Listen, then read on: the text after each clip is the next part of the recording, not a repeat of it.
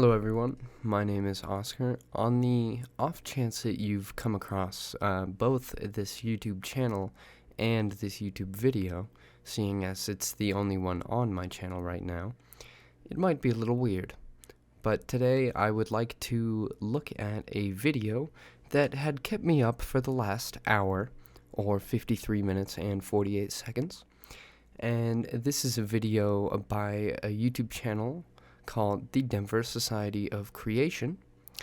We're going to be looking at a video titled Dr. Jason Lisle, Logic, and the Christian Worldview. Now, before we get into this video, I want to talk a bit about how I feel I'm a little bit qualified to talk on this subject.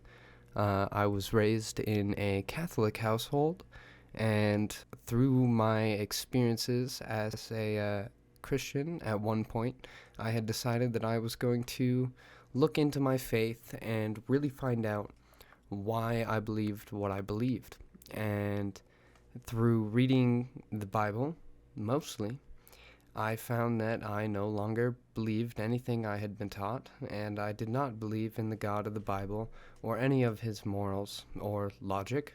Now, of course, today I'm not going to be looking at the entire video that the Denver Society of Creation uploaded. I'm just going to be looking at a few specific points that I picked out that Dr. Jason Lisle makes. So if you'd like to look at the original video to make sure I'm not just pulling words out of context or trying to make Dr. Jason Lisle look bad, you can look up the original video, and I'll leave a link to it in the description below. Just please don't be sending hate their way or be leaving angry or mean comments. I don't want any of that coming from this video.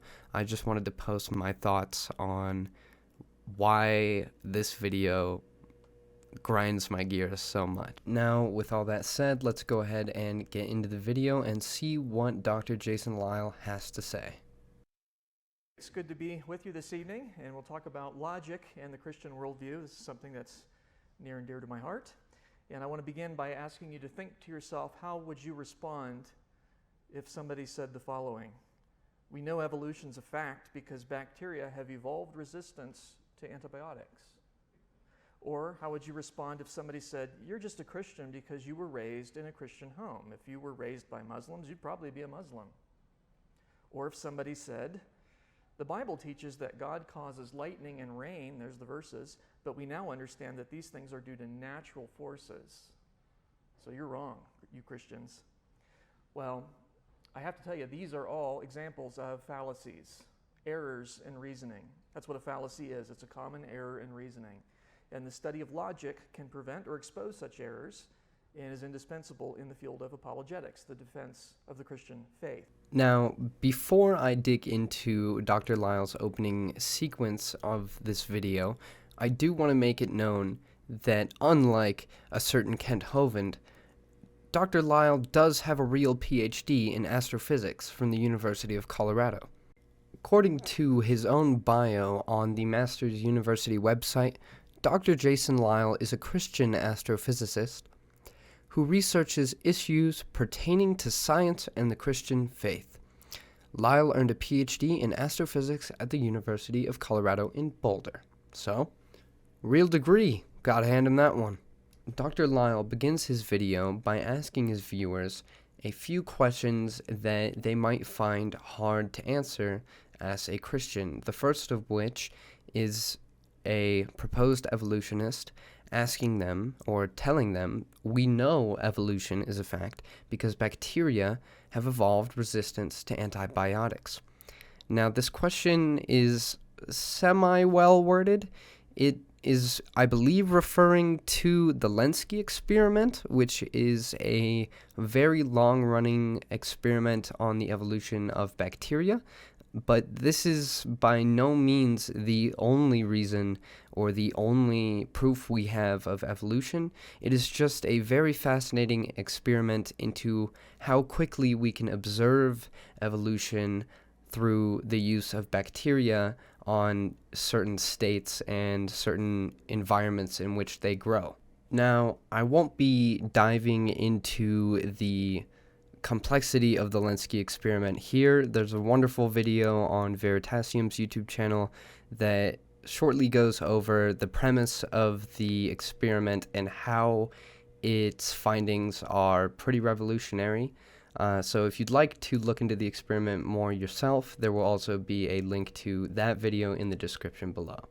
While the Lenski experiment is a good example of an evolution study that one might use to try and prove evolution, proving evolution is not the goal of the Lenski experiment.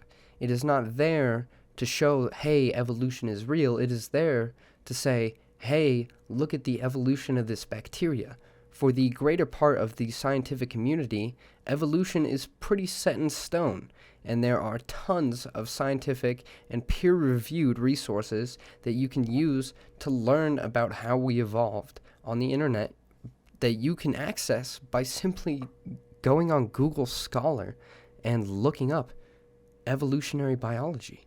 And these resources are made by people who have degrees in biology and are biologists, which I remind you that Dr. Lisle is indeed an astrophysicist and not a biologist. Now, the second thing Dr. Lisle asks his viewers to respond to is the statement, "You are just a Christian because you were raised in a Christian home. If you were raised by Muslims, you would probably be a Muslim." The only thing I have to say to this is, well, yeah, probably. As much as middle and early high school me would have hated to hear me say that, it's probably true. You are the circumstances of how you were raised. While as a Christian, I would have liked to believe that no matter what circumstances I was born into, I would have found God the same. I think now, looking back on it, like thinking about Santa Claus. Think about how much you may have believed in Santa Claus as a kid. You believed that every Christmas those presents were under that Christmas tree by magic, by Santa's magic. And you believed it so wholeheartedly until the day your parents told you it wasn't true. This just goes to show that you will believe those who you look up to wholeheartedly as a kid, and you are undoubtedly influenced by them in your childhood. Now, the third proposed counter to the Christian worldview that Dr. Lisle shows us here is the Bible teaches that God causes lightning and rain, but we now understand that these things are due to natural forces. And he lists 2 Bible verses for this, so let's go ahead and take a look at those. The first of which is Job 37:15. I'm going to read 15 through 18 here, and I'm using the New International Version of the Bible. So if you have a different translation, it may sound a little different, but let's go in and read this section here. Verse 15. Do you know how God controls the clouds and makes his lightning flash? Do you know how the clouds hang poised, those wonders of him who has perfect knowledge? You who swelter in your clothes when the land lies hushed under the south wind, can you join him in spreading out the skies, hard as a mirror cast of bronze? The second verse that he gives here is Matthew 5, verse 45, but I'm going to read from 44 as it kind of helps lead into 45 a little bit better, and I'm using the same version of the Bible for this as well. So, starting at verse 44, but I tell you, love your enemies and pray for those who persecute you, that you may be children of your Father in heaven. He causes his sun to rise on the evil and the good, and sends rain on the righteous and the unrighteous. Now, while these 2 Bible verses do strongly imply that God controls the lightning and the rain and the clouds, it is a pretty easy setup for a Christian to counter this. In fact, it's so simple that a Christian can just say, well, God controls the natural forces that cause rain and lightning, and there's nothing anybody can say to them that would prove otherwise. So simply the fact that we know natural forces cause rain and lightning doesn't say anything about whether or not God is real or God actually controls them. because a Christian can just believe that he does, and he just controls it through those natural forces that we know exist. Seeing as we're already a little over 10 minutes into the video, and we're only 2 minutes into Dr. Lisle's video here, let's get back to him and see what he has to say to continue on this. So you're wrong, you Christians. Well, I have to tell you, these are all examples of fallacies, errors in reasoning. That's what a fallacy is. It's a common error in reasoning. This bit about fallacies is going to be pretty ironic. And the study of logic can prevent or expose such errors and is indispensable in the field of apologetics, the defense of the Christian faith. And so I think this is something that will be absolutely helpful, perhaps the most helpful thing to you in your life apart from salvation. It's really helpful. What is logic? A proper or reasonable way of thinking about or understanding something. That's one dictionary definition.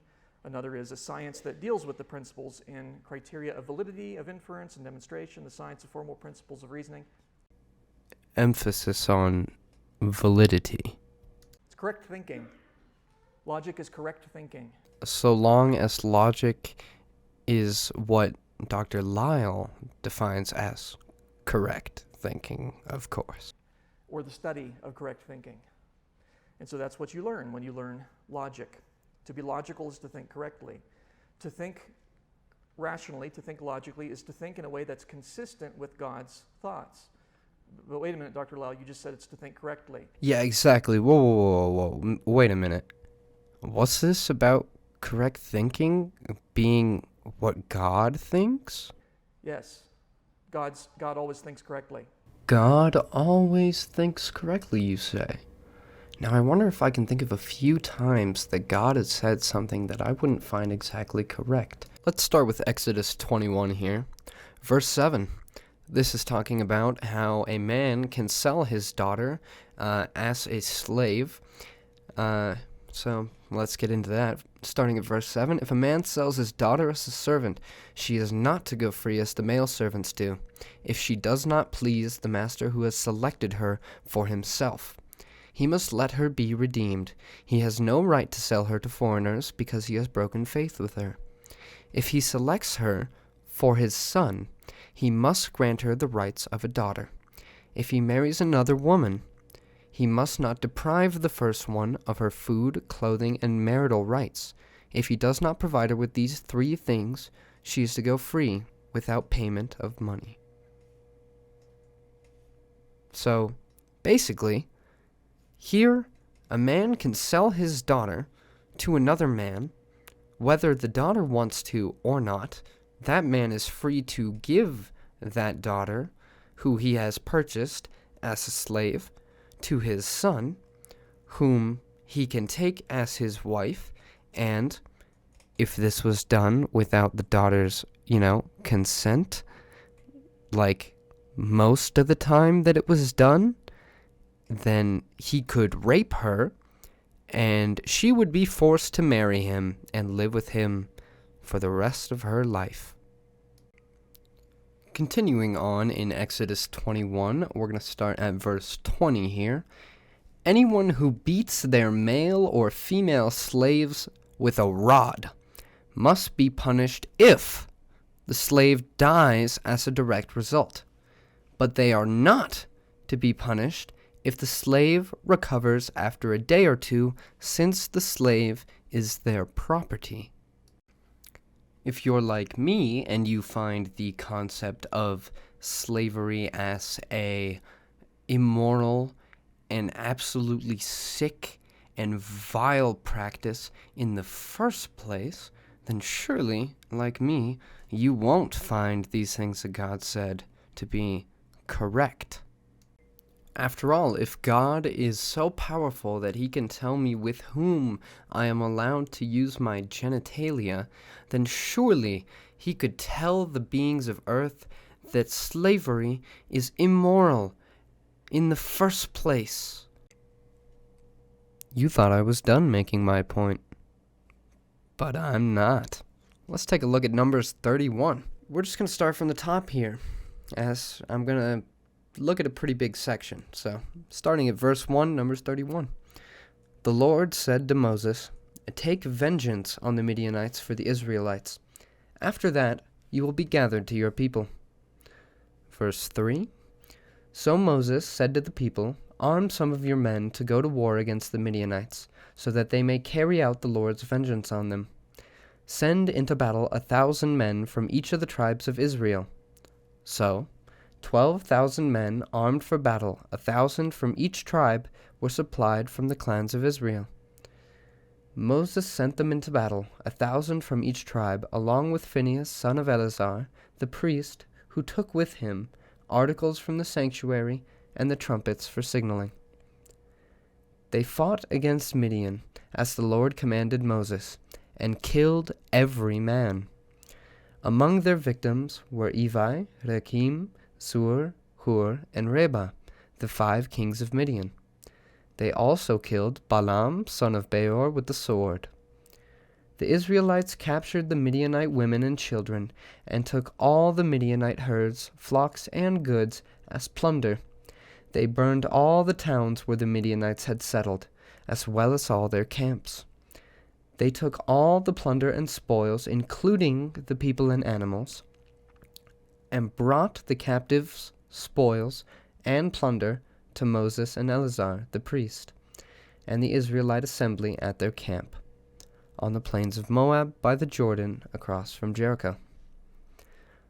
Verse 13. Moses, Eleazar, the priest, and all the leaders of the community went to meet them outside the camp. Moses was angry with the officers of the army, the commanders of thousands and commanders of hundreds who returned from the battle. Have you allowed all the women to live? He asked them. They were the ones who followed Balaam's advice and enticed the Israelites to be unfaithful to the Lord in the Peor incident, so that a plague struck the Lord's people. Now, kill all the boys among the little ones, and kill every woman who has slept with a man. But save for yourselves every girl who has never slept with a man. Seems pretty fucked up to me. Hans, are we the baddies? And so if you're going to think correctly, you need to think in a way that's consistent with his character. I think I've said enough about God's character already, honestly. We can't think exactly like God because he's infinite and we're finite, but we're made in his image, and we have the capacity to think in a way that is consistent with his character. And it's something we can practice, it's something we can learn, it's something we can get better at. Everything that you think that is true is something that God also thinks. You see how he's reinforcing the beliefs of his audience? Everything that you think that is true, God also thinks is true. Okay? All truth exists in the mind of God. God's mind determines what's true. Our minds are different. Our minds are the recipients of some of that truth. And of course, we can be mistaken about things. Some of our beliefs are false. My bad on the wording on that one. Only the things that are actually true that you think is what God also thinks. But you can be wrong. But if you know something to be true, then it is probably true because God thought it should be true. Right? Rational thinking really is biblical thinking. It's thinking in a way that's consistent with God's character. So to be rational is to have good, self-consistent reasons for our beliefs. You say, it's to think correctly, but who decides what is correct thinking? God does. It's his mind that determines truth. It's his mind that created the universe and upholds it. I'm sorry, but absolutely fucking not. God does not determine what is correct thinking to me. Correct thinking is determined by the collective outcome of many, many people trying to find what is the best for the greater good of humanity as a whole. When you are thinking for the betterment of everyone that you can, and hearing from as many viewpoints as you can, You are finding a way to correct thinking. You are finding a way to think responsibly. I haven't even begun to scratch the surface of this video's content, and yet it is 7 in the morning, and I started recording this video at 3 in the morning after I had watched it before I planned to go to bed. Now I'm here, and I think that's all the tomfoolery I can handle for today. If you'd like to see me cover more content like this and keep trying to debate against the push of young earth creationist and Christian nationalism that I see coming out in this country, then I'll sit here on the internet and talk all day. Let me know in the comments if you want to see more, but I'm out.